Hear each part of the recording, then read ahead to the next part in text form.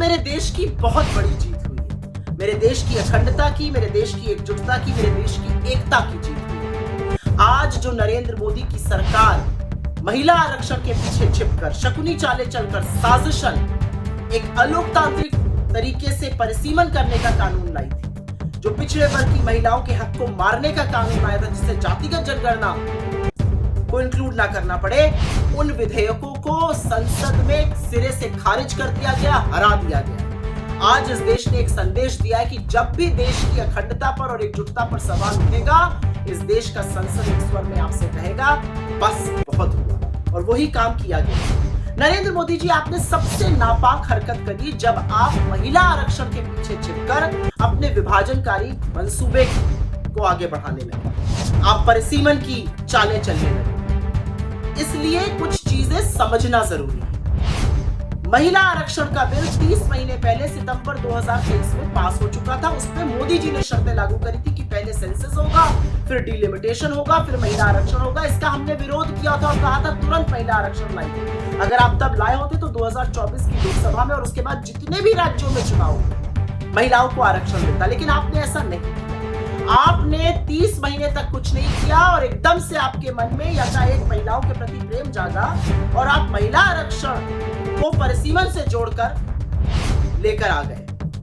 असलियत तो यह है कि उस महिला आरक्षण की अधिसूचना भी आपने कल जारी करी है। भाई वो बिल तो है ही। अगर आप सीरियस हैं, और राहुल गांधी ने तो खुल के कहा है, अगर आप सीरियस हैं तो आप 543 सीट पर कल ले आइए विधेयक, और 100% ऑपोजिशन आपका साथ देगा, आपका समर्थन देगा। हम महिलाओं के लिए तुरंत रिजर्वेशन लागू करेंगे।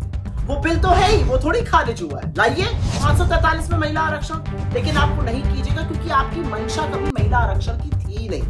आपकी मंशा इस देश के काट छांट करके किसी तरह से टुकड़े टुकड़े कर ऐसा परिसीमन करने की थी कि आप सत्ता में शाश्वत रूप से बने रहिए, जैसा कि आपने असम में, जैसा कि आपने जम्मू कश्मीर में करके दिखाया है, जहां पर कहीं कहीं वोटर की संख्या 8 लाख है, कहीं किसी लोकसभा में 25 लाख है, जहां पे किसी लोकसभा में 6 विधानसभाएं, किसी में 12 विधानसभाएं, क्योंकि आपने अपने हिसाब से काट चाट करके ऐसे क्षेत्र बनाया जो आपको फेवरेबल रहे। और वही काम आप नेशनल लेवल पर परिसीमन पर करना चाह रहे थे, लेकिन इस देश की संसद ने इस देश में उस पर लगाम लगा दी, उस पर नकेल कस दी, उसको रोक दिया, और इसके लिए पूरा देश बधाई का पात्र। लेकिन यहां पर कुछ बातें भी समझनी पड़ेगी, और बातें इसलिए समझनी पड़ेगी क्योंकि जब आप सेंसस कर रहे हैं तो अगले साल डेटा आ जाता। आप जबरदस्ती हड़बड़ी आपने क्यों करी? आपकी ऐसी क्या मजबूरी थी कि आपको एकदम से महिलाओं के प्रति अपनी वफादारी दिखानी पड़ी? आपको दिखाना पड़ा कि आप महिला एम्पावरमेंट के बहुत बड़े ध्वजवाहक हैं। ऐसा क्या हुआ? ऐसी कौन सी बातें, ऐसा कौन सा प्रेशर है? आपके बारे में क्या कहा जा रहा है? इसका जवाब तो आप ही जानते होंगे। लेकिन यहां पर इस बात को साफ करना जरूरी है कि सेंसस 2011 पुराना हो चुका है। उसके चलते 10 करोड़ लोगों को तो पीएम गरीब कल्याण योजना खाद्य सुरक्षा से ही वंचित है, और उसको आप बेसिस बनाकर पार करना चाहते थे, पास करना चाहते थे ये विधेयक। इसलिए नए सेंसस का इंतजार करिए, उसमें कास्ट सेंसस आएगा और तब डिसाइड करेगा कि एससी एसटी के लिए कितना रिजर्वेशन होगा और ओबीसी महिलाओं को इस आरक्षण में कैसे आरक्षण दिया जाएगा। और यही बात हम बार बार कह रहे हैं। अगर आप महिलाओं के समर्थक होते मोदी जी, तो आपकी पार्टी और आप हाथरस की गुड़िया के साथ, उन्नाव की उस बच्ची के साथ, मणिपुर की उन 2 बेटियों के साथ और महिला पहलवानों के साथ खड़े हैं। आप बात करते हैं महिला आरक्षण की और महिला सशक्तिकरण की। आपकी पार्टी और आपकी सोच महिलाओं को 2ym दर्जे का नागरिक समझती है। ये असलियत है। आपकी सोच है कि महिलाओं को राजनीतिक टूल की तरह आप इस्तेमाल करते हैं।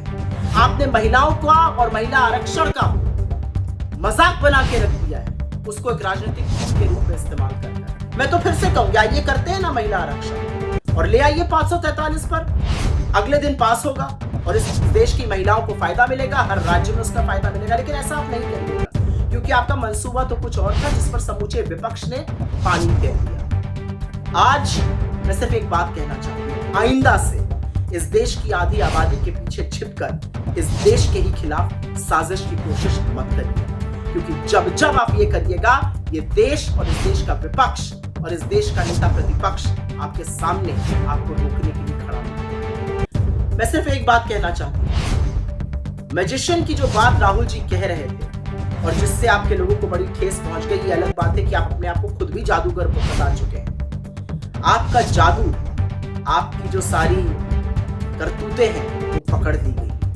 अब आप इस देश को कितना भी बरगलाइए, ये देश बरगने वाला नहीं है। ये देश आपसे सवाल पूछेगा, आपसे जवाबदेही तय करेगा और आपको बताएगा कि आइंदा इस देश की आधी आबादी को अपना राजनीतिक षड्यंत्र के लिए इस्तेमाल करने की जरूरत भी मत कीजिए। अभी के लिए जो आप north versus south divide create करना चाहते थे, जो सौतेला व्यवहार करना चाहते थे, जो जातिगत जनगणना से मुंह मोड़ना चाहते थे, उन सब पर विराम लग चुका है। ऐसी नापाक कोशिशें ना ही करें, अच्छा रहेगा।